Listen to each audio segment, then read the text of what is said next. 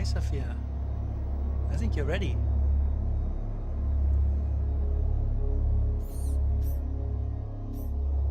Hello. Hi, Sophia. In less than 15 years, Xiaosong, or Xinsong in Chinese, has grown from nothing to China's largest robot company.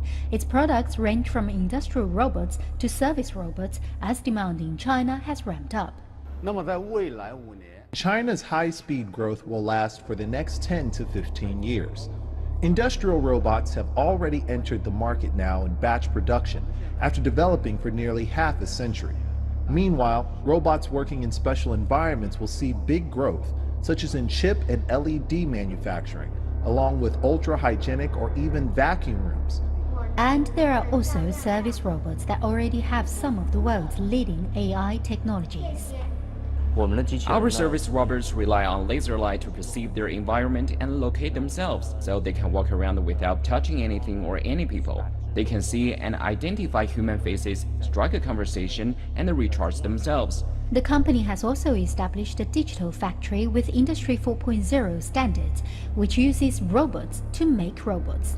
In this almost fully automated factory, rows and rows of robot arms are busy making many of their own kind. But of course, with the help of human workers. That robot-human relationship is at the epicenter of a global debate, as automatic technologies are expected to replace more than 7 million workers worldwide in the coming years.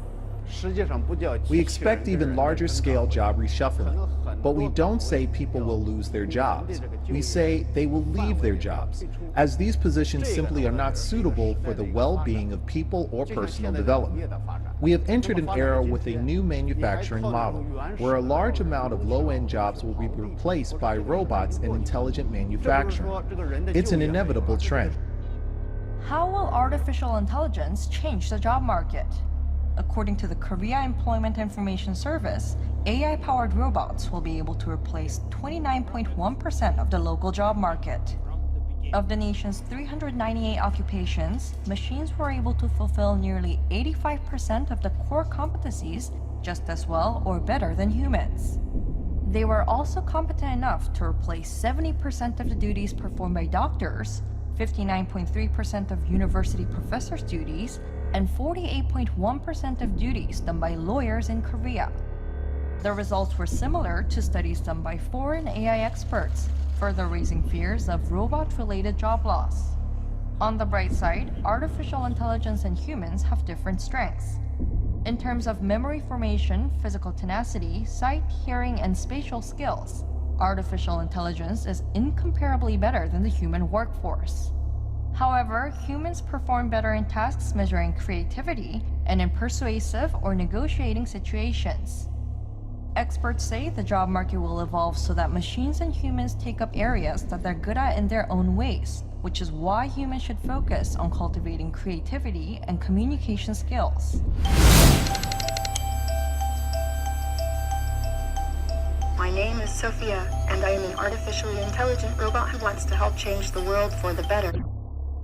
They added that the government will need to quickly expand education programs for those working in industries that rely heavily on machinery, so these workers can find new jobs. The world's largest luxury automaker, BMW, started the year with a bang by kicking off a new engine plant in the world's biggest auto market. The new factory in Shenyang in northeast China's Liaoning province will produce 300,000 engines per year, all of which will be used in locally made models. With 3 more models coming into localization, and the first one will come this quarter, we decided we need a fully fledged engine plant. We believe in China, we believe into the further growth of the car market. The Chinese car market is the largest car market in the world and will stay like that. Its rival Mercedes started making engines in China 2 years earlier. As competition intensifies, more emphasis has been put on technologies to boost efficiency and reduce cost as well as emissions. In this BMW's new engine factory in Shenyang, some of the most advanced Industry 4.0 technologies are being used to detect the tiniest flaws that are lethal to engine making, with the smallest the size of 1/4 of a human hair. To make the work easier for the workers to handle it. and we leave the creative parts to the workers. But for the tedious, routine jobs, more and more we bring in what the industry is calling smart robots. Smart robots are working side by side with our employees. In this factory, robots are making sand cores where 90% of the sand used for casting can be recycled. A self-learning X-ray system examines products' flaws and errors, and there is a scan code on every part recording all information during manufacturing. Kastner also said Industry 4.0 wouldn't squeeze out human jobs, but will help combine personalized demand with mass production. It is not about having the humanless industry hall, they are just robots. It is about intelligently combining this new technology. In the future, we will be able to combine individual demands with industrialized batch producing. The whole thing comes together and is very cohesive. BMW currently ranks behind its rival Audi as the second in the Chinese market.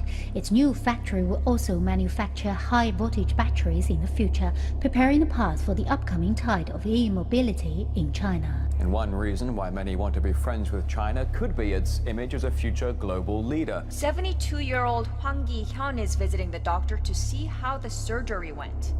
Just a week ago, Huang got artificial joint replacements in both legs. The arthritis got worse until it reached a point where I could hardly walk. I came here because I heard it did robotic surgery.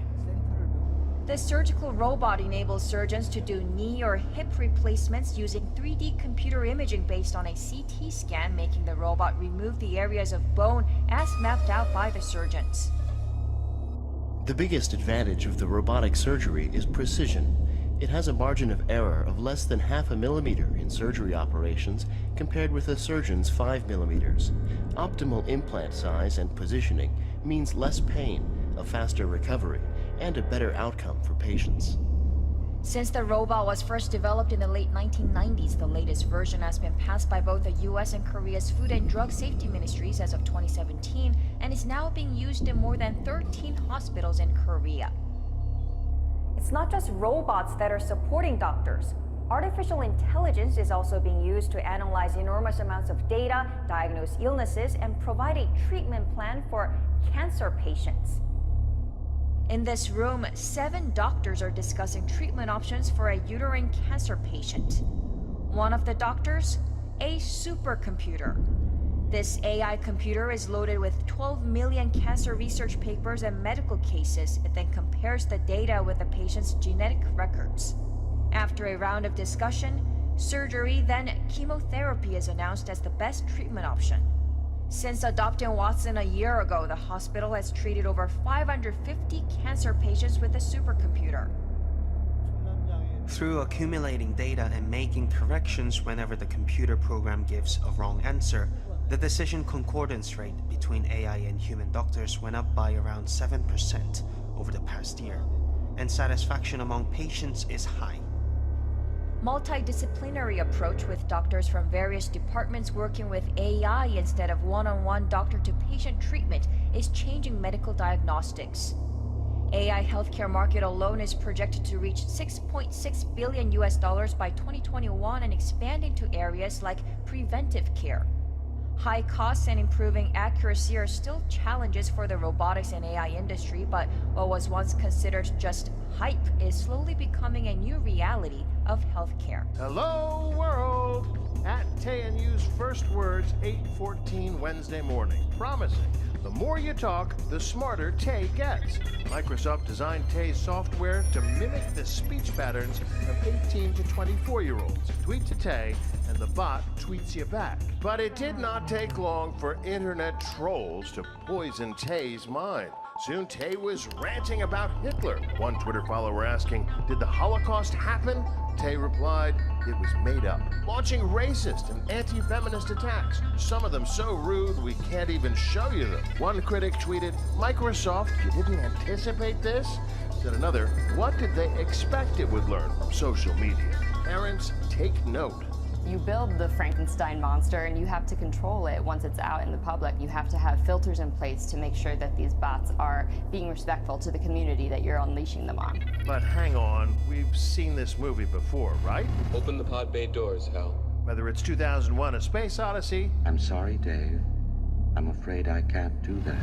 Or War Games. Shall we play a game? Oh.